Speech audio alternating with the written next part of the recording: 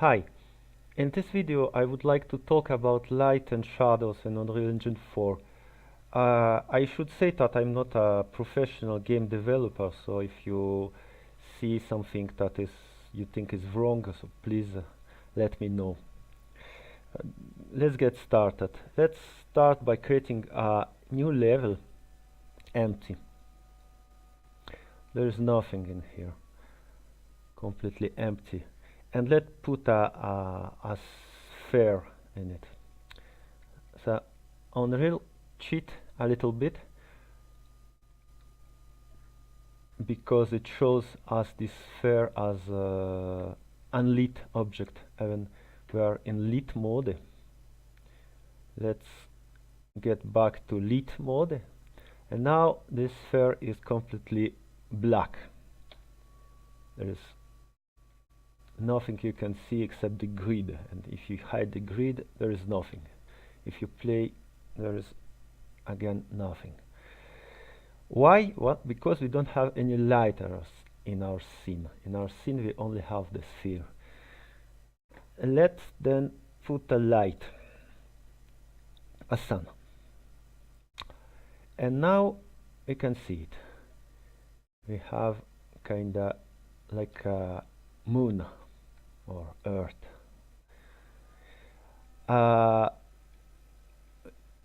First thing that probably I should tell about the sun, about the directional light, is that it is independent of the position. Like you can put it anywhere in your level and it will be the same. The only thing that is important is the direction of the light, as you can see here. Now, once we put our sun in the level, we could see the half of the sphere. The other half is completely black. You see, there's nothing. But also, we could see this message: lighting needs to be rebuilt. One unbuilt object. You can probably guess that the unbuilt object is the sphere. And what this means, rebuild? Well, that's first thing I would talk about. There is basically two types of objects, of mobility of objects in Unreal 4.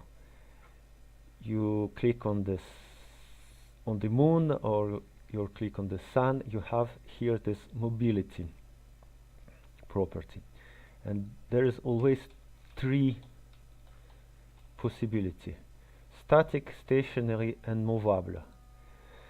Static means that the object will never move in game. Movable means, well, that it can move anyway. And stationary is the mix of the two. It's object that cannot move but still cannot change in some way. If now I put this sun in movable state, you see the message disappeared. If I put it back to static, message here again. So basically what happens is that if you have a static object or stationary and a static light, Unreal expects you to build this light, to pre-calculate it, and in game it will use this pre-built or baked version of the light. And if you have movable light or movable object, Unreal will calculate the shadows in game, which is of course costly and takes time. What it exactly means to build the light? Let's take a look on this case, on this sun. Well, you can see here this big button build, and if you click on the sub menu, you can build light only. And well, let's just go and click it. and the light is being built now. The building is done by a separate program that comes with Unreal, but it's separate, so you can run multiple instances on this program on, for example, render farm. And this program is called lightmaps, and its options are located here in world settings, lightmaps. I will speak about it a little bit later. So what we have now, we can see that the message light needs to be rebuilt disappeared, and we have our sphere that is lit, but the quality of the light it's a little bit worse than before. You see this, those kind of squares here. What exactly happens when you build light? Well, lightmaps will calculate a texture that for this sphere that contains the lighted areas and the shadowed areas, and then on the runtime, on the event here in editor, it will just overlay the material of the sphere with this texture. And this texture, you can easily see it here. It's in this lightmap settings, world settings, lightmap settings, lightmaps. This texture is called a lightmap. It's just a simple texture. You can see it here. It's very small. And here, this is our shadow. The texture is 64 by 64 pixels. Yeah. So very low res texture. And you can see here this kind of artifacts of compression. And it's exactly the thing you see here. Those. So now why it's 64 by 64? In fact, the texture of the sphere here is like a quarter of this big square, so it's 32 by 32. Why it is 32 by 32? Let's look in the sphere. And here in general settings, you have very interesting entry, light map resolution. So the light map, as you remember, is this texture, light map 01.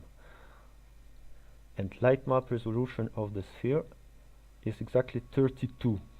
So it's exactly the size of this quarter of this square. And then why it has this shape?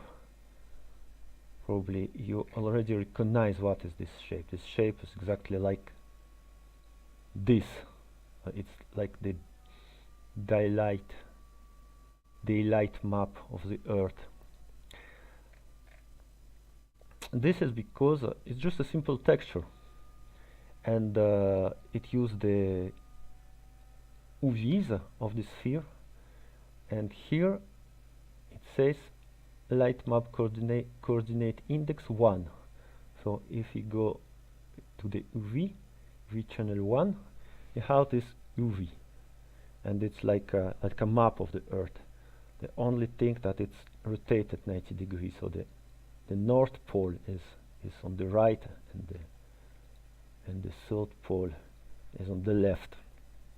And if you look at our moon or Earth, the North Pole is completely in the sun, and the South Pole it's the night here. So it's called on this. You see on the right is the North Pole completely lit, and on the left it's the South Pole, it's completely dark. But that's all about it. It's very simple. And now if I want, for example, this artifacts, these things here go away, I can go, I can go in my, again here, and just increase this. Let's increase it like wildly, like so, and rebuild. You see, lighting needs to be rebuilt. Let's build it again.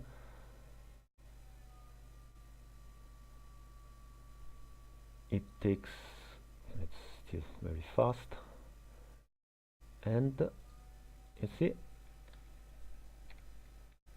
looks already better. There's still some problems here, but looks much better. That's it about baking the light. Okay, so let's continue to build our solar system. Let's put a moon. Let's say that's our Earth. Let's make it bigger, and let's put another sphere here on like 0 and here. And if we build that, I expect to have an eclipse, right?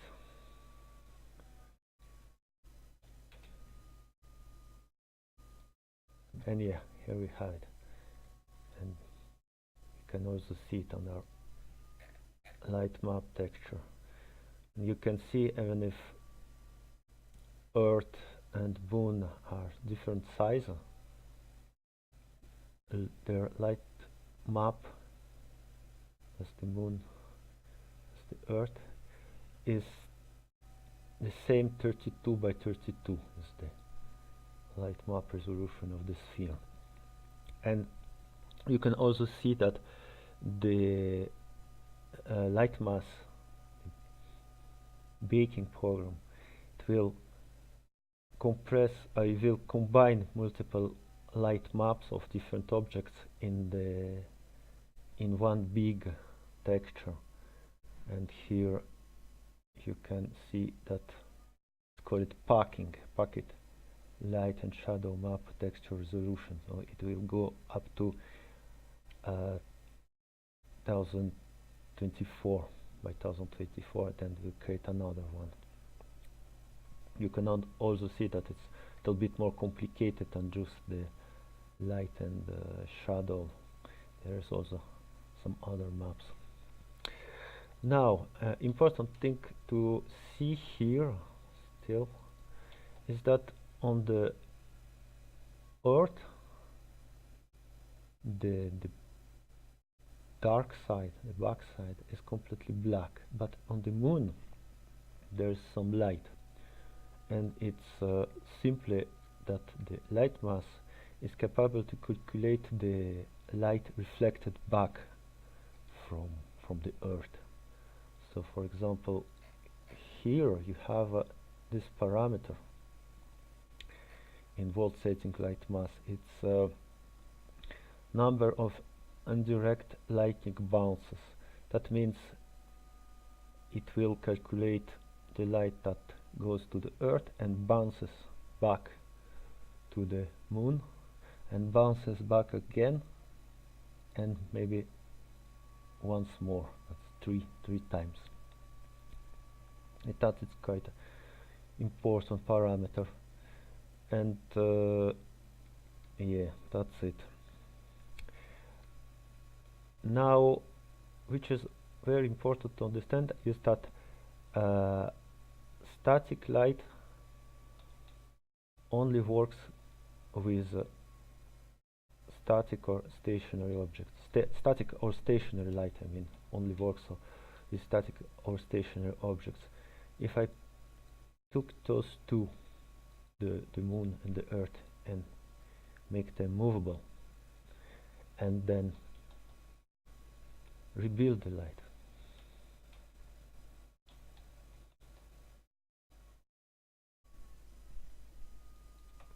you see they're completely black because the static light is completely baked. It's completely stored in these textures and don't exist at runtime. And we can see that light mass don't see movable objects at all.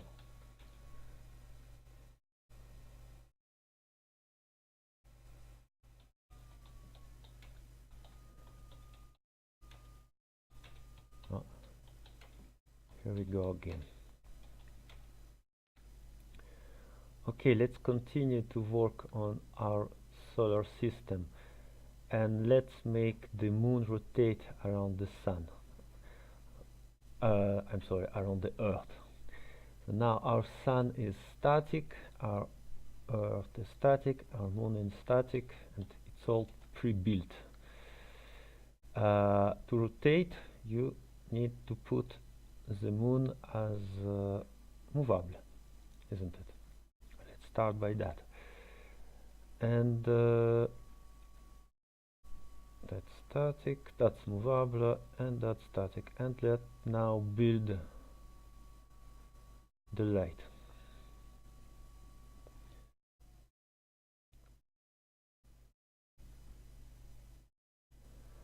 And as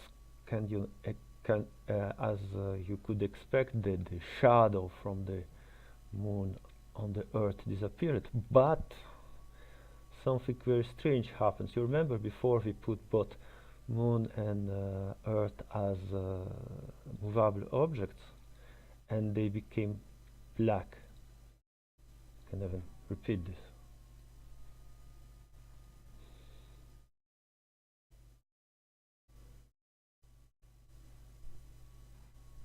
Yeah, no light. Now if I put back the Earth as static and the moon is still movable, why we can see the moon? And that's another thing that light mass is doing for us. You see here, it's a parameter always in the light mass volt settings, light mass settings, call it volumetric light map detail cell size. Volume lighting method, volumetric light map. What is this? You can see it, it's hidden.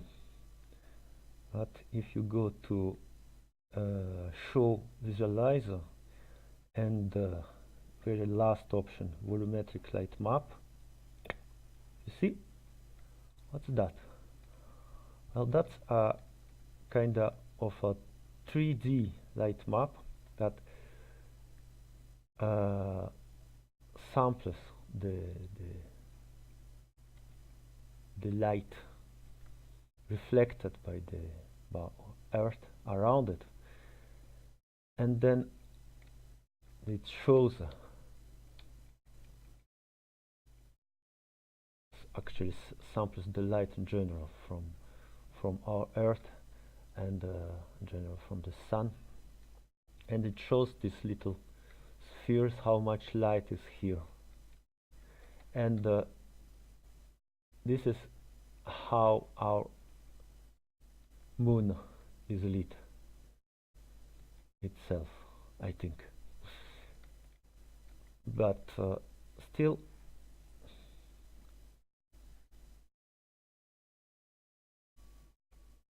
we have no shadow from the moon on the Earth, and for that we cannot use static light anymore. We need pass to stationary light. The stationary light is like a mix between two. It works with static objects that don't move, and it also works with movable objects. And this is an important parameter here. Call it cascaded shadow maps. The cascaded shadow maps is basically the dynamic shadows, and it says dynamic shadow distance stationary light, how far the dynamic shadows should be shown. Let's say 100 meters, and of course we have to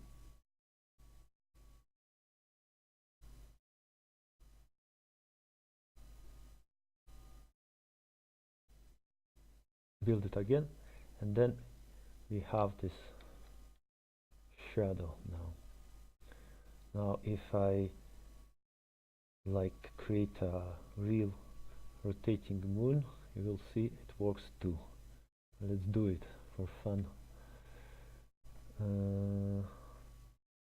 Let's create a blueprint, call it moon,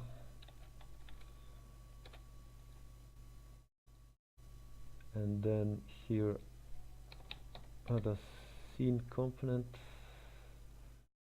which is movable. Put that here. Now here it's already at minus 400. Let's add rotating movement. Yeah, and that's it. And now if I hit play, see, you have the moon, the shadow of the moon on the earth, and the shadow of the earth on the moon.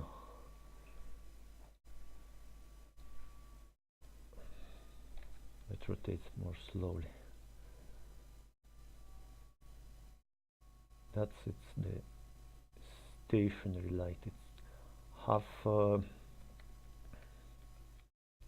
static and half dynamic.